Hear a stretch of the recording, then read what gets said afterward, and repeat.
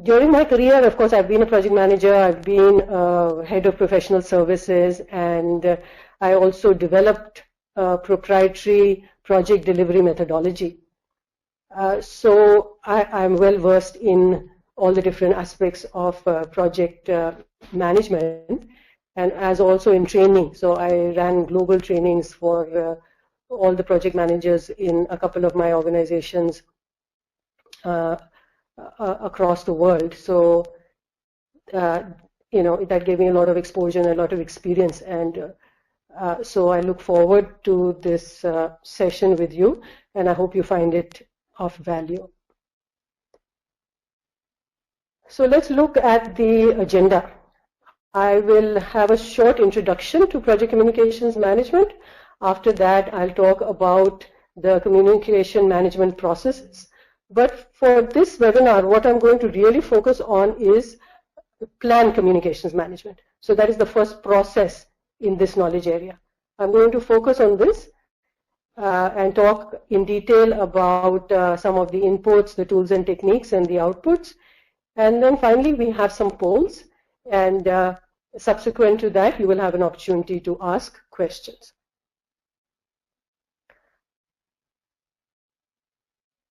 Okay, so to begin at the beginning, I'd like to have a poll now in the beginning. The poll is about project managers. How much time do they spend in communicating? So if you can take a few seconds to answer this poll, it will give me an idea of what are your perceptions about project communications management.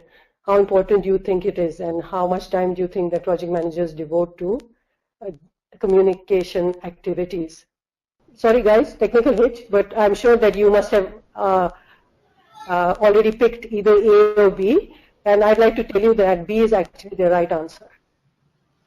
So if you pick not paying enough attention, or you're not realizing how important project communications management is.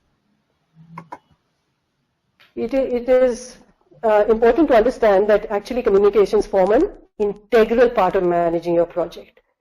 If communications fail, then your project will also fail. And if then why? How do you give work assignments? That's communication. How do you report status? That's communication.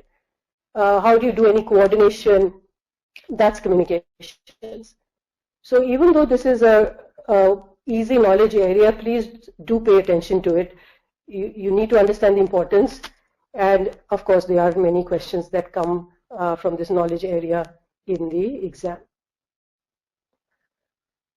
So what exactly is communications management? And this is the definition that is given in the PMBOK.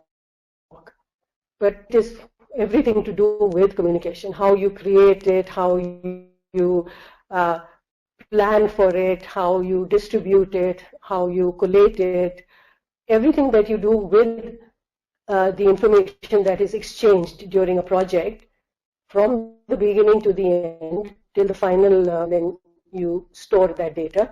All these activities are encompassed within project communications management.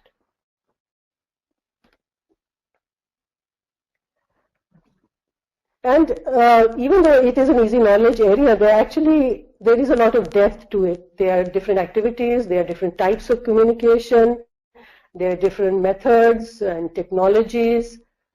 So let's begin with what are the dimensions of communication activities. So what kind of activities? They can either be internal or external. So what does that mean? Internal means within the project. So when you communicate within the project team, then that's one of the dimensions. Or it can be external. You may be communicating outside of the project team to customers, to vendors, with the government, etc. It could be formal or informal. So that's pretty simple to understand. Formal, it's a report, it's maybe minutes of meeting, etc.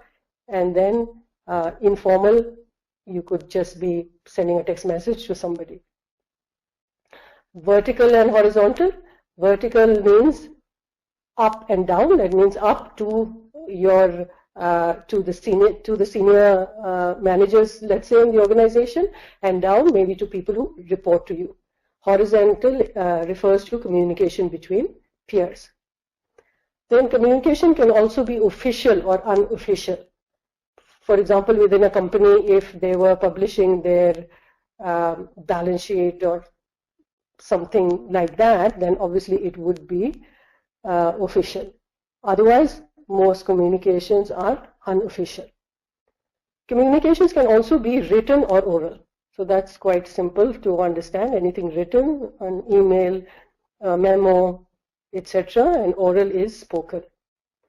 I do make a differentiation, a further differentiation of the oral actually into verbal and non-verbal. And what does that mean? Verbal refers to the pitch and the tone of your voice. And non-verbal, you'd be surprised. I mean, I had once studied communications. I used to teach a communications management class. And in fact, the words that you speak are much, much less important than the way you say them, the pitch of your voice. And that, even that is not as important as your body language when you're communicating with someone.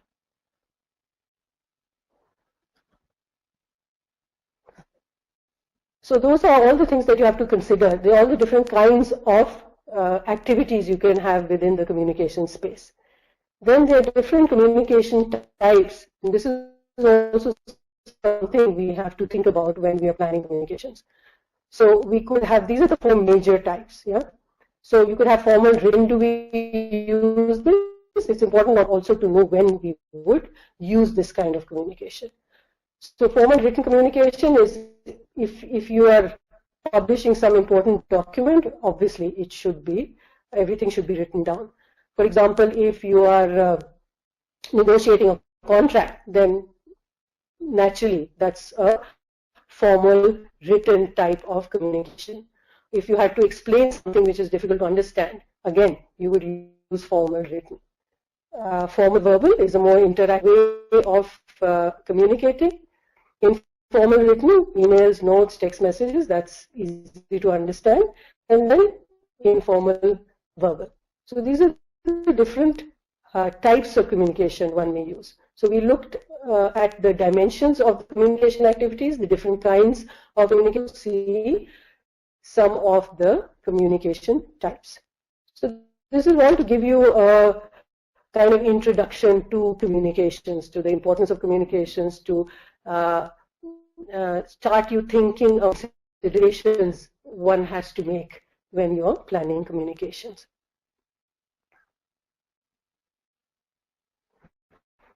Okay, so that was the introduction. So the next agenda item, I mentioned that I will talk about the communication processes.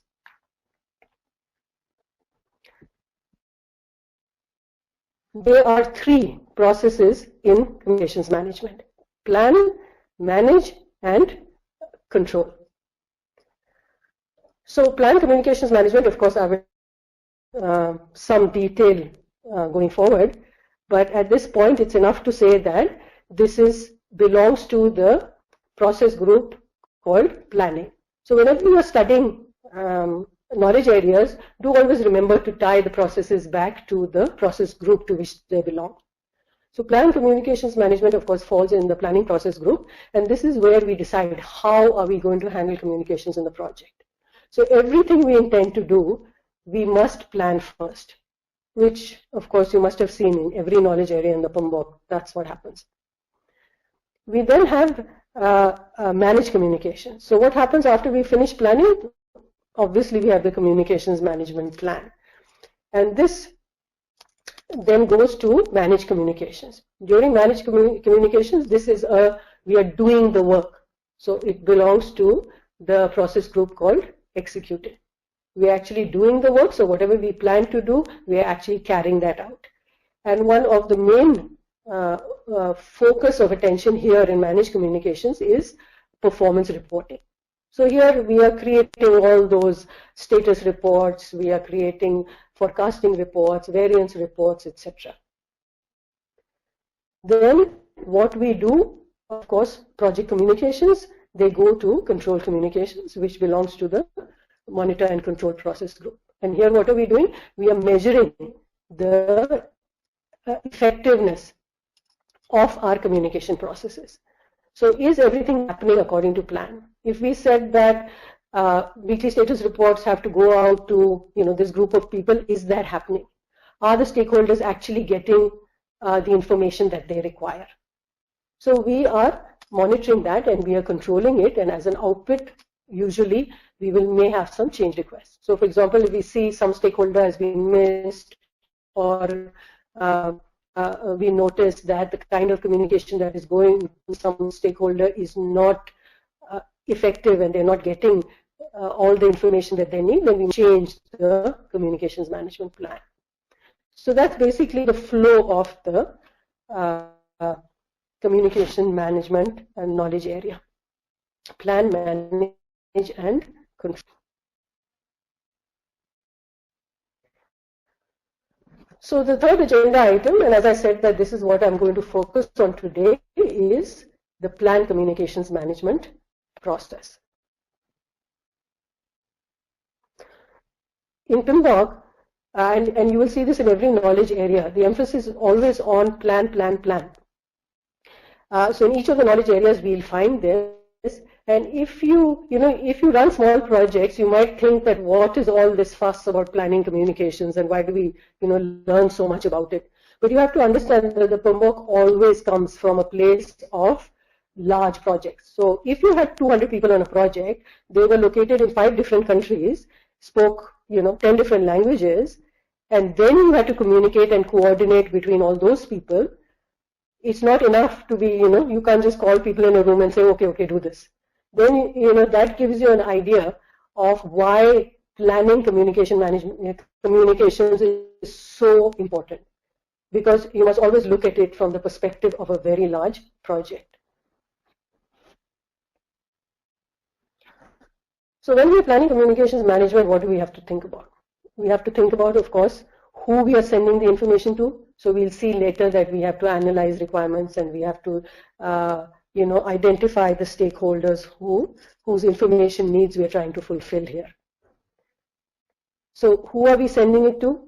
And then what are we sending? That means what is the content that we are going to send, in what format, etc.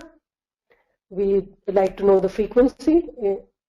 Do we have to send it once a week? Do we have to send something every day? How?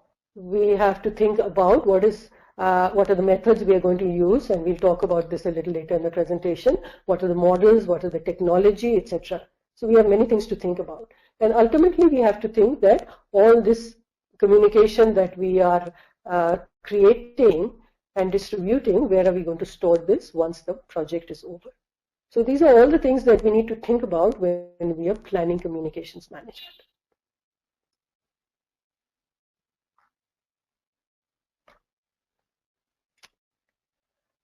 Okay, so here we see the inputs, the tools and techniques, and the outputs of the communications management, of the plan communications management process. As far as the inputs are concerned, what are these? These are major inputs, and I'll talk about them a little bit. The project management plan. The project management plan, of course, is telling us the structure of the project, how it's going to be initiated and executed and controlled, etc. So obviously invaluable information when we are trying to create the communications management plan. We also need the stakeholder register, the stakeholder management knowledge area. And why do we need this?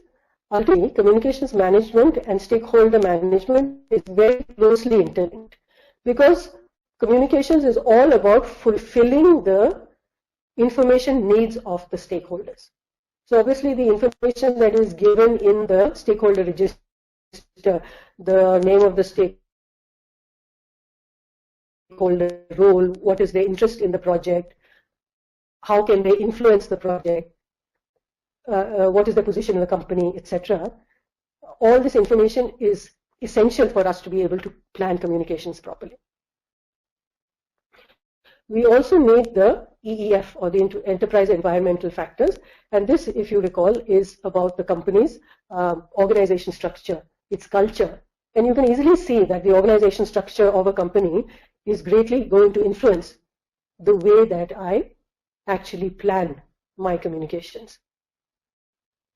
The organization culture might also influence us, because different organizations have different styles, let's say, and that is very formal. It's formal in the way it asks its employees to dress. It's formal in the way it communicates with each other. We must know this. Finally, the OPA, or the organizational process assets. Now these, as you may recall, is really the assets that the company has built up from previous experience. And in our case, what do we need? What we can greatly benefit from here when we are trying to create the communications management plan, what we need is any historical information, any lessons learned. And how will this help us? If the company has run projects previously, they probably have, then they have accumulated a lot of information about the communication methods that were used, they work well. So instead of making our own mistakes, we can use all this valuable information that the company has collected and collated to make sure that our communications management plan is actually robust and effective. So given all these inputs, we then use certain tools and techniques in order to produce the output. And the output we produce, as you can see, is the communications management plan. And secondary output is that some project documents would need to be updated. For example, if we find that some stakeholder is missing, or his role was incorrectly documented earlier, or his information needs are kind of different, then we may have to go back and update the stakeholder register. As concerns the tools and techniques, there are 5 tools and techniques, and we are going in some detail. So the first one is communication requirements analysis. Obviously, it's really important to understand what it is we have to communicate. Because if the information is not of value to the stakeholders and it's not of value to the project, then it's actually useless. So this is what we need to do in the beginning when we're trying to plan our communications. We need to make sure that we really understand the information needs of our stakeholders, and we are able to also assess whether the information that we are sending is of value to the project. Now, it could be that stakeholders want a lot of information, but it's not going to add anything to the conduct of the project. Ultimately, understand that every activity has a cost attached to it. So here, when we are analyzing information needs, we also need to make sure that we are getting value for money, as it were. It is to know how many communication channels there are. This gives him an idea of how complex is the project and how difficult is it going to be to plan communications. It's a simple formula, and you do get asked this in the examination, so please be sure that you can remember it. It is N, you can see it on your screen, and N is the number of stakeholders. I've given you an example which you can also read. If you had 7 stakeholders, you would need 21 communication channels. So you can see that if we are talking about a 200-person project, there will be literally hundreds of communication channels. So you might also ask that does the project manager have to control each and every communication channel? And the answer is no, really, because he can't. However, should he try to? Should he try to control the communications? Should he try to reduce the number of communication channels? Then yes, of course he should try to. So this is the first tool and technique, the first way that we use our inputs to turn them into the output, which is the communications management plan. The next one is communications technology. And technology doesn't only mean the the email and the databases, etc. It also means meetings or documents, any way in which you communicate. And when we are choosing our communications technology, when we are planning our communications, we have to look at all these different factors that I've included here.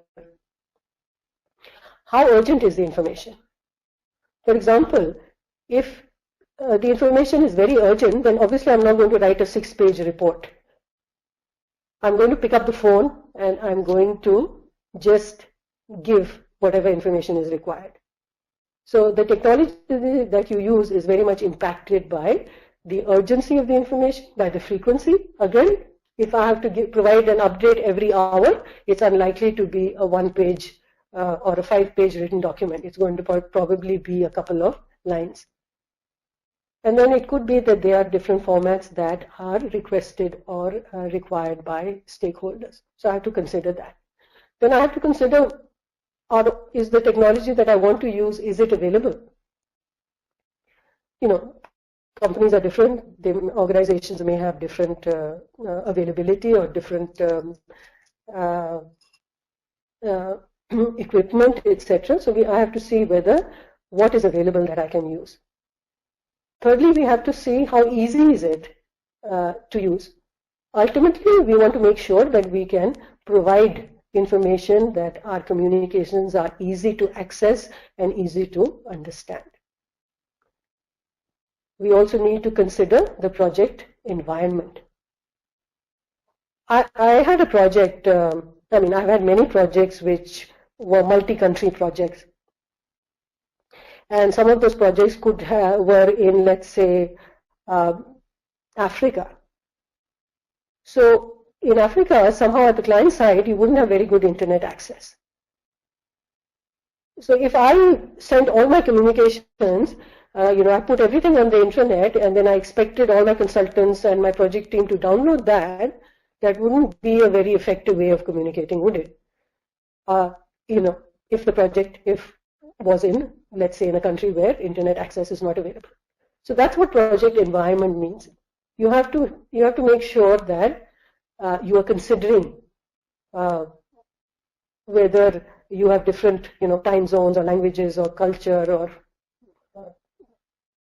availability of technology, etc.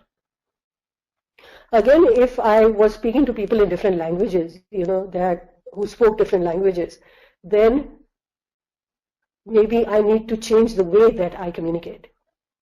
You use simpler English, you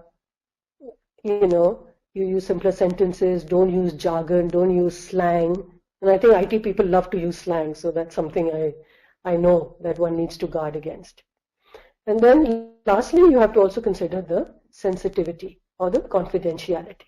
Obviously, I shouldn't put on the internet without any password, financial information, let's say, which is not actually public. So we need to take all these aspects into consideration when we are planning our communications management plan. We also need to think about communications models. Now, there are different models, but the one that is most popular and the one that PMBOK refers to is the Shannon-Weaver model of. It looks like a simple model, but actually there is some depth to it. So what should you be familiar with? You should be familiar with, there is a sender, of course, this is the person who's sending the message, and there is the receiving the message, obviously. But given that we don't have any brain-to-brain transmission, we do need to encode the message. That means we have to put it into words so that in a format that we are able to transmit across a channel. So a communication channel or a communication medium is the way that we send our message across. So as I already mentioned, it could be telephone, it could be email, it could be text message. So when it's received by the receiver, he will then encode it. So you wrote something, he's reading it, and then he's understanding it. And once he's understood it, then he will give some feedback. But there are many things that can interfere with communication. And I'm sure all of you at some point in your life have sent a message or an email which has been wrongly interpreted. And this kind of thing happens more often than you can imagine. Because there are many factors that cause what is called noise. So when you send a message, it doesn't mean that it's always completely understood the way you wanted it to be understood. Now this could be because of a large number of factors. It could really be noisy surroundings, really.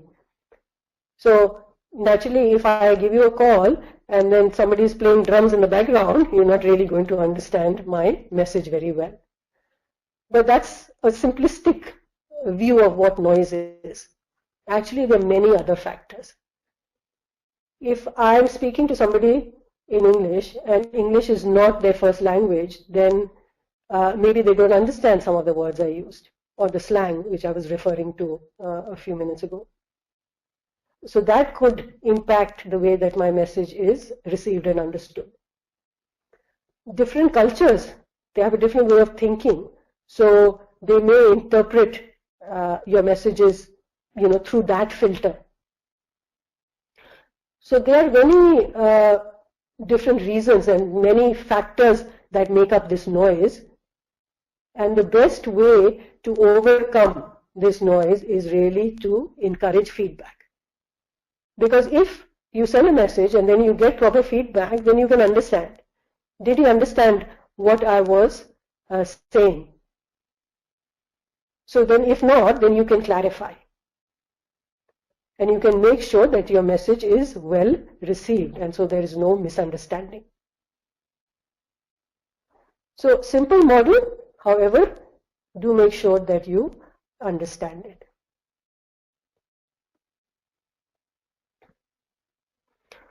So going on to the next tool and technique, we have three major communication methods. There is the interactive, that means that we are in a position where we can get immediate feedback. So we could be face to face, could be one-to-one, or we could be doing some kind of presentation so that people could still ask questions. So you get immediate feedback and immediate requests for clarifications. Now, if I could see you, then I would know from your expressions whether you're getting really bored. Unfortunately, I can't actually do that. But obviously, the most effective way of communicating is face-to-face, where immediate feedback is available. However, at the end of the session, you will get a chance to ask questions. So we can still consider that this is a good way of communicating and it is interactive. Now, we also have what is called push communication. Now, in push communication, email is a good example. You are sending out something to a group of people. So, or you could have a printed report and then you are sending it out to 10 members of the steering committee, for example. So that is called push communication. And lastly, we have a communication method that is called pull. Now, pull is usually used when you're trying to send some information to very large groups of people. So if I wanted to send a message to the entire organization, I don't think I would be sending them emails. Neither am I able to call them all and tell them face to face. So then I would put the information that I want to communicate in some central site. So I could put it on the company's intranet, for example. Or if they had some kind of document repository like SharePoint, then I would put it there. And then anyone who's interested in that information has to pull it from that central location. So you need to just give this some thought and think about which is the best way of communicating given the scenario. So in the exam, they will have scenario questions and they might ask you which method of communication is most appropriate. Most effective is obviously interactive, but it works better with smaller groups of people. And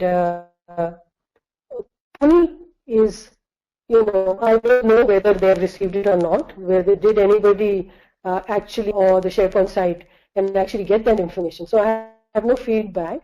So that way, that is the downside. But on the other hand, it's the only way to communicate to large groups of people information that is non-urgent in nature. So you need to think about all those factors of urgency, etc., confidentiality, when you are choosing your communication method.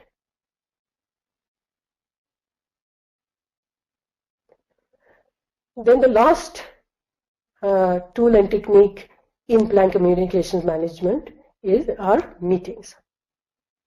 So now, why do we have meetings in this process? There are two reasons why we have why we hold meetings in this plan communications management process. We need to discuss with our peers, with other members of the project team, how are we going to communicate.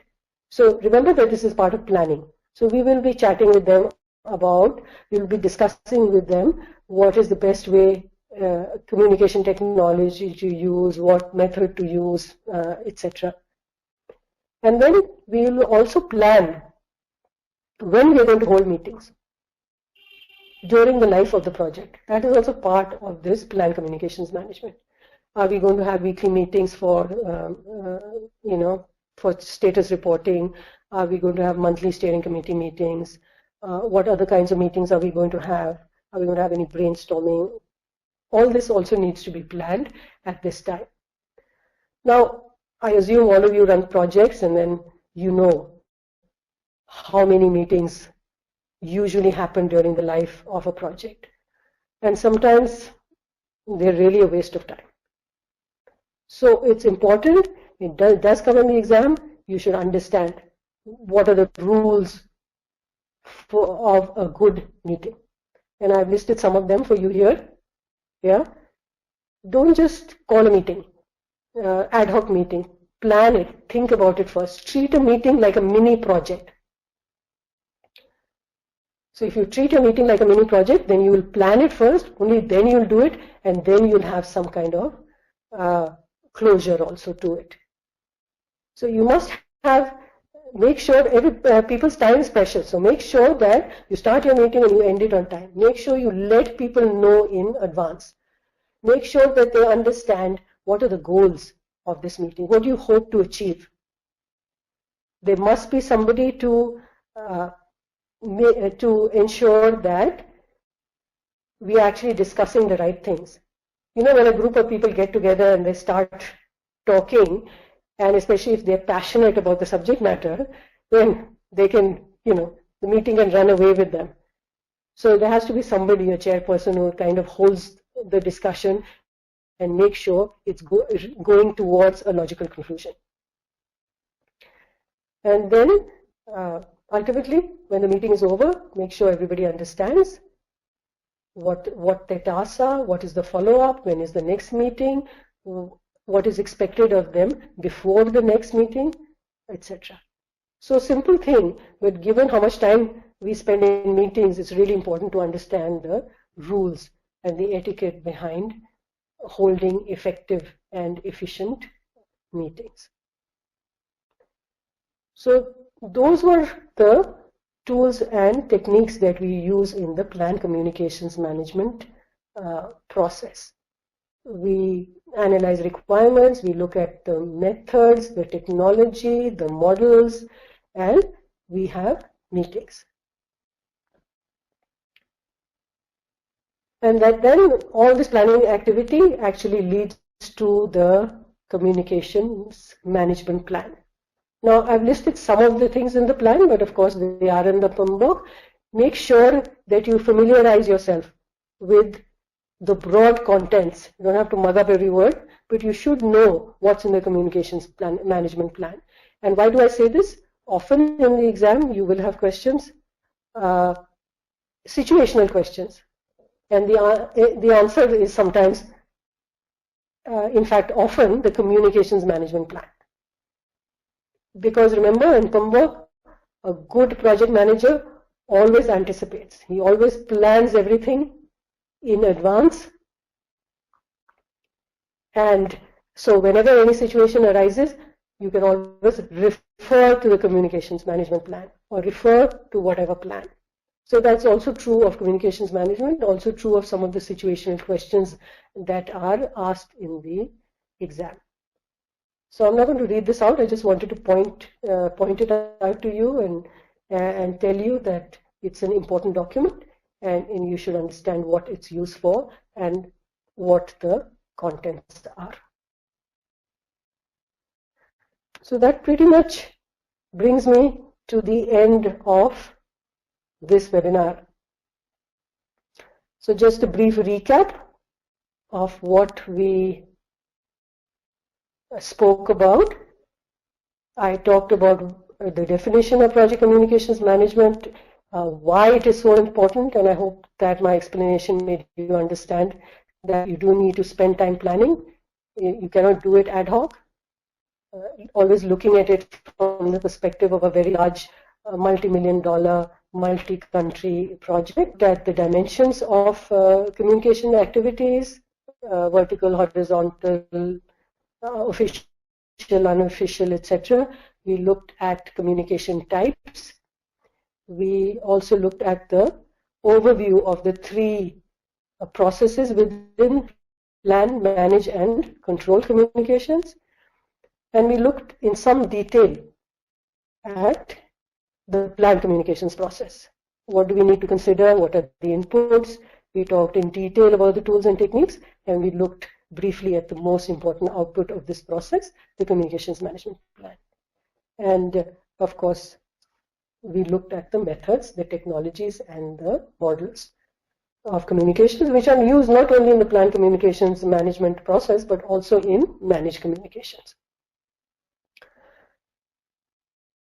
So I hope that our little session was of value to you. And now I'm going to hand over to Giri, and he will send out some polls. Giri? I'm here. So I'm putting the first question to the audience for them to answer. The first question is, which is the best form of communication used? Can you see the question, Simran? Yeah, it's on the screen.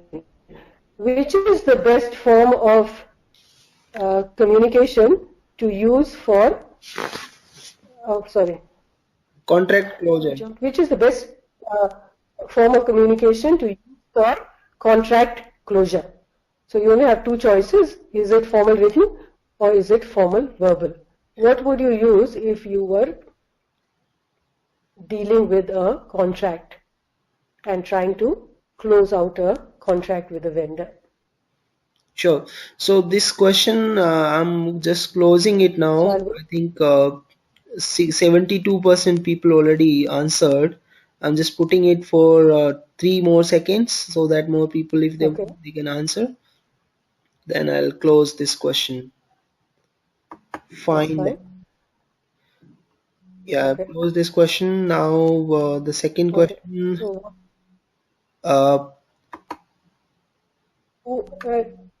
Yeah. So what is the result? 93% people said they will use formal communication, formal verbal communication. No, sorry, formal written communication. 93% people. Sorry. Yes. Now the second question is your project called. Obviously, I have a very smart group. Yeah. It's okay. I mean, obviously that is correct. Formal written is correct. As I said, yeah, we have to be sure that when we are talking about any important document, etc., we need to have proof of that later. And so we would always use formal and written. Contracts, you know, are really important documents and they're legally binding. So we would definitely use formal written. So on to the next one, which asks you, your project calls for communication to a very large audience. Which communication method would you use?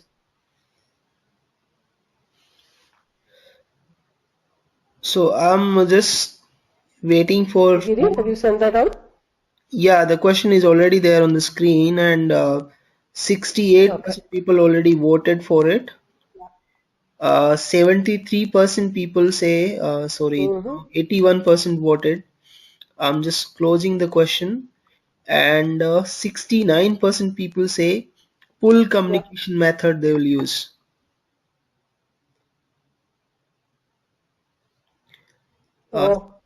Simran, you want to explain that? That's it? 69%? Yeah, 70% people say pull communication. Yeah, sure. Okay.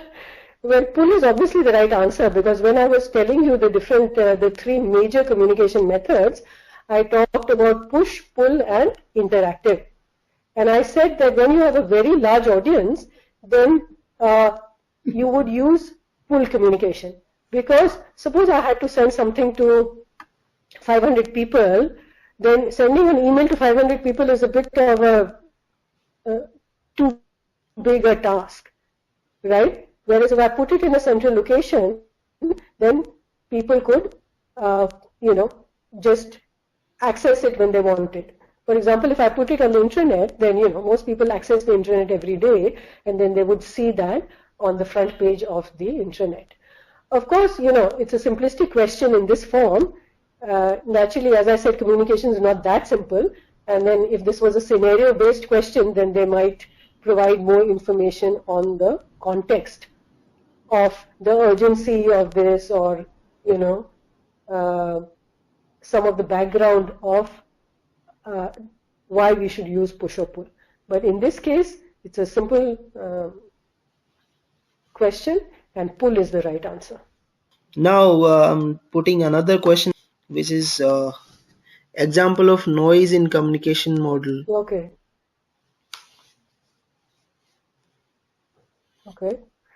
Examples of noise in communication models refers to A, noisy surroundings, B, noisy surroundings, language, cultural differences, etc.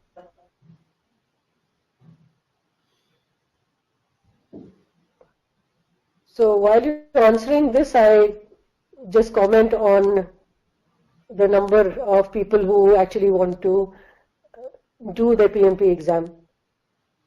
Now, obviously, I did it many years ago and I have recertified many times.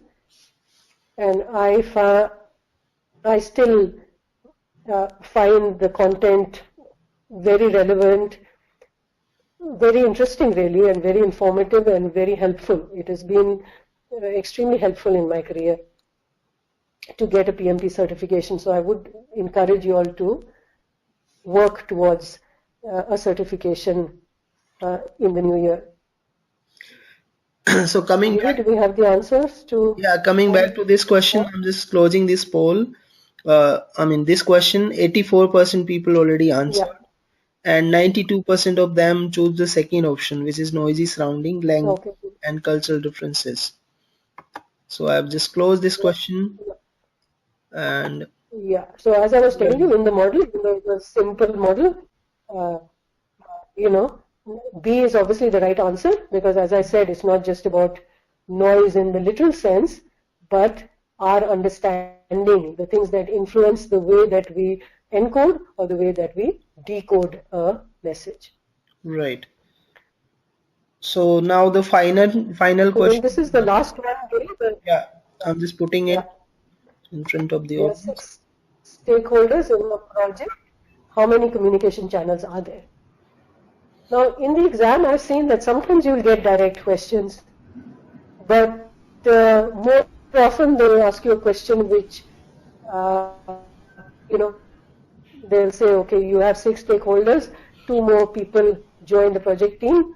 How many channels do you have now? So they may ask questions which are slightly situational. So that's one kind of question that comes. The other kind of questions that we often see in the exam are not purely communications based. It's communications and stakeholder management, or communications and risk management. So you may find some overlap of knowledge areas in questions which are on communications.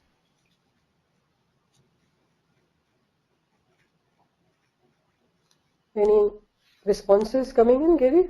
Yeah, 79% people, I think 81% now. I'm just closing this poll, closing this question. And here is the result. So 100% people chose the first option. 82% people voted. I'm I'm so happy. Actually, so I'm really happy that everyone is paying attention and that everybody out there is so smart.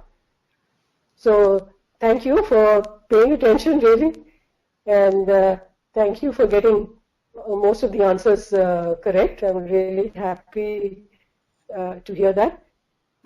So it's, and I hope that this presentation was of value to you. So now I will again hand over to you, Giri, for any questions and answers. Yeah, so I'm saying if you have any questions, you can type in the question box.